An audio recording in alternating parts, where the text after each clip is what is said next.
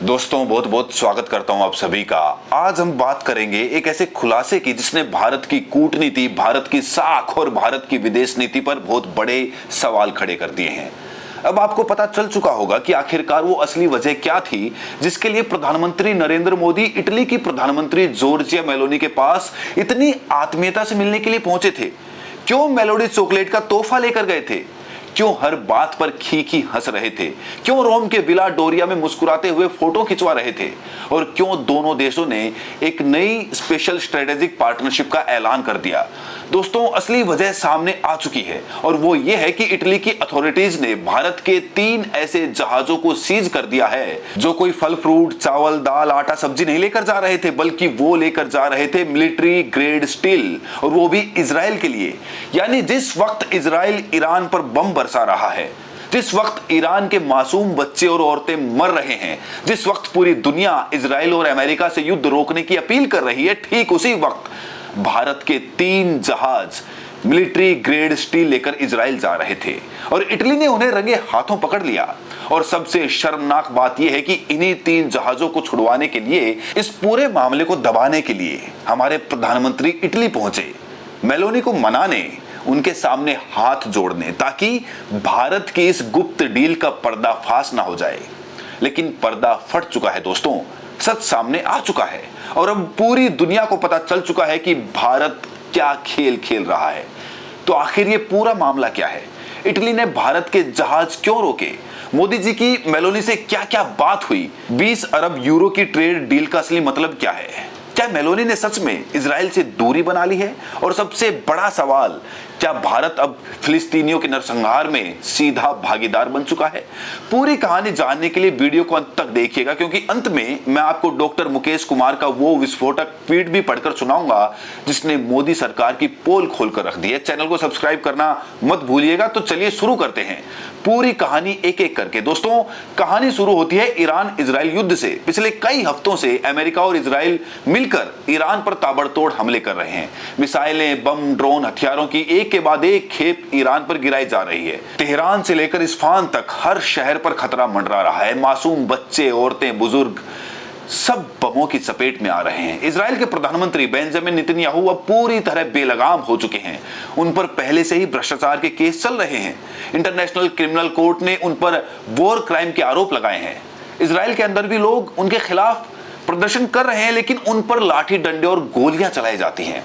उनके खिलाफ केस लड़ने वाले जज तक मर जाते हैं। और ये कोई संयोग नहीं है, ये एक पैटर्न बन चुका है। बहरहाल, इजराइल जब इतने हमले कर रहा है तो जाहिर सी बात है कि उसके पास हथियारों का जखीरा खत्म होने लगा है। ईरान भी कोई कमजोर देश नहीं है दोस्तों, उसने भी जवाबी हमले किए हैं। इजराइल के कई शहरों पर मिसाइलें गिराई हैं और इजराइल को नए हथियार बनाने के लिए कच्चे माल की सख्त जरूरत पड़ चुकी है, खासकर मिलिट्री ग्रेड स्टील की। मिलिट्री ग्रेड स्टील आम स्टील नहीं होता है। ये एक ऐसी विशेष धातु होती है जो टैंक, बख्तरबंद वाहन, गोला बारूद के खोल, मिसाइल बॉडी, बंकर और हथियारों के पुर्जे बनाने में काम आती है। इसकी मजबूती सामान्य स्टील से कई गुना ज्यादा होती है। दुनिया में चीन के बाद भारत मिलिट्री ग्रेड स्टील का सबसे बड़ा उत्पादक देश है और जब इजराइल को इसकी जरूरत पड़ी तो उसने अपने सबसे भरोसेमंद दोस्तों में से एक यानी भारत की तरफ रुख किया। यहीं से शुरू हुआ वो पूरा खेल जिसकी पोल आज खुल चुकी है। भारत ने 3 जहाज मिलिट्री ग्रेड स्टील से लोड किए और इजराइल भेजने की तैयारी कर दी। अब आप सोचेंगे कि भारत ने ऐसा क्यों किया? तो जवाब है कि भारत और इजराइल के बीच पिछले कई सालों से बहुत गहरे रक्षा संबंध हैं। इजराइल भारत को मिसाइलें, drone, radar system, cyber security technology सब बेचता है। मोदी सरकार के आने के बाद ये रिश्ता और ज्यादा गहरा हुआ। 2017 में मोदी इजराइल जाने वाले पहले भारतीय प्रधानमंत्री बने थे, लेकिन भारत के ईरान से भी अच्छे संबंध हैं। चाबहार पोर्ट भारत ने ईरान में बनाया है, भारत वहां से तेल खरीदता है और भारत के फिलिस्तीन से भी अच्छे रिश्ते रहे हैं। हर बार यूएन में फिलिस्तीन के पक्ष में वोट दिया गया, यानी भारत का स्टैंड हमेशा संतुलित रहा है। लेकिन इस बार जब इजराइल ने मिलिट्री ग्रेड स्टील मांगा तो भारत ने हां कर दिया। कि इसका इस्तेमाल मासूम लोगों को मारने में होगा। 3 जहाज भारत से निकले, इजराइल की तरफ रवाना हुए और रास्ते में रिफ्यूलिंग और रिस्टॉकिंग के लिए इटली के पोर्ट पर रुके और बस यहीं से बाजी पलट गई। इटली की अथॉरिटीज ने रूटीन जांच की, जैसा कि हर पोर्ट पर होता है। जब उन्होंने इन जहाजों के कार्गो की जांच की तो पाया कि इसमें मिलिट्री ग्रेड स्टील भरा हुआ है और ये इजराइल जा रहा है। तुरंत इटली ने इन 3 जहाजों को सीज कर दिया, यानी जब्त कर लिया। एक अंतरराष्ट्रीय मीडिया वेबसाइट पर इस खबर का शीर्षक दिया गया है कि Italian port heads Israel bound steel shipment from India, और आगे लिखा गया Italian authorities detain 3 shipments of suspected military grade steel from India to Israel after activity tracking and an additional cargo rerouted. यानी इटली की authorities ने भारत से Israel जाने वाले 3 संदिग्ध मिलिट्री ग्रेड स्टील के शिपमेंट को रोक दिया है।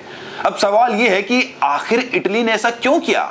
जॉर्जिया मेलोनी, जो खुद इजराइल की पुरानी समर्थक रही हैं, उनकी सरकार ने भारत के जहाज क्यों रोक दिए?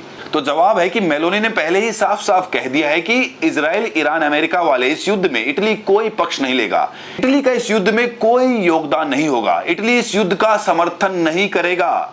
ये बहुत बड़ा और सख्त स्टैंड है।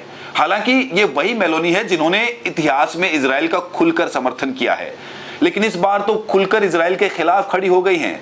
और जब उनकी ही सरजमी पर भारत के 3 जहाज मिलिट्री ग्रेड स्टील लेकर पकड़े गए तो उनके पास कोई चारा ही नहीं बचा था सिवाय जब्त करने के। अब सोचिए दोस्तों, भारत की साख को कितना बड़ा झटका लगा है। एक G20 देश, दुनिया की 5वीं सबसे बड़ी अर्थव्यवस्था, जिसका प्रधानमंत्री दुनिया भर में विश्व गुरु बनने का सपना दिखाता है, उसके 3 जहाज एक यूरोपीय देश पकड़ ले, डिटेन कर ले और हमें कुछ करते नहीं बनता। और इस सबसे शर्मनाक बात यह है कि ठीक इसी वक्त, मतलब मई 2026 में जब ये पूरा मामला सामने आया, प्रधानमंत्री नरेंद्र मोदी अपनी 5 देशों की यूरोप यात्रा के आखिरी पड़ाव में इटली पहुंच गए। 19 और 20 मई को रोम में और मेलोनी से 2 दिन की बैठक की। दोनों ने हंस हंसकर फोटो खिंचवाई। मेलोनी हैशटैग फिर से वायरल हुआ, मेलोडी चॉकलेट का जिक्र हुआ और रोम में मोदी जी मुस्कुराते हुए घूमते रहे। और इसी मुलाकात में भारत और इटली के बीच एक स्पेशल स्ट्रेटेजिक पार्टनरशिप का ऐलान कर दिया गया। 2029 तक 20 अरब यूरो का व्यापार लक्ष्य रखा गया। एक ज्वाइंट डिक्लेरेशन साइन हुआ जिसमें राजनीतिक संवाद, आर्थिक संबंध, कनेक्टिविटी, साइंस और technology, defence, security, mobility, culture, हर क्षेत्र में सहयोग की बात हुई। एक उच्च स्तरीय मिलिट्री संवाद की बात हुई, समुद्री सुरक्षा संवाद, पोर्ट विजिट, ज्वाइंट एक्सरसाइजेज, सब। इटली की गार्डिया डी फाइनेंजा और भारत के इन्फोर्समेंट डायरेक्टरेट के बीच MOU साइन हुआ। Textile, clean technology, semiconductor, automotive, energy, tourism, pharmaceuticals, digital technology, critical raw material, steel, ports, infrastructure, हर क्षेत्र में निवेश की बात हुई। बताइए दोस्तों, क्या ये सब बातें इत्तेफाक से हो रही है? क्या एक तरफ भारत के जहाज इटली के पोर्ट पर बंद हैं और दूसरी तरफ भारत के प्रधानमंत्री इटली के प्रधानमंत्री से इतने बड़े सौदे साइन कर रहे हैं? ये एक सहयोग है? कतई नहीं। ये साम दाम दंड भेद की पूरी कूटनीति है। ये एक ऐसा डील है जिसमें भारत ने अपने जहाज छुड़वाने के लिए इटली को बहुत बड़ा फायदा देने का वादा किया है।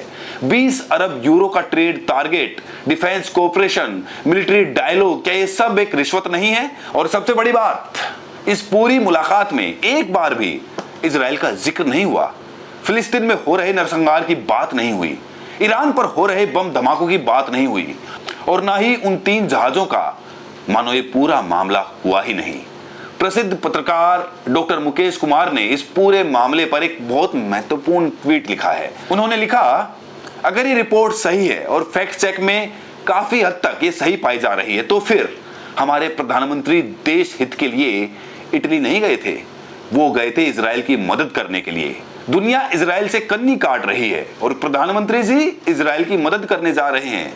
कितनी शर्मनाक बात है कि इस देश का प्रधानमंत्री उस देश की मदद के लिए इटली गया था जिस देश पर पूरी दुनिया थू थू कर रही है। इजराइल पर पूरी दुनिया थूक रही है दोस्तों। खुद जॉर्जिया मेलोनी कह चुकी है कि इजराइल से हमारा कोई लेना देना नहीं है।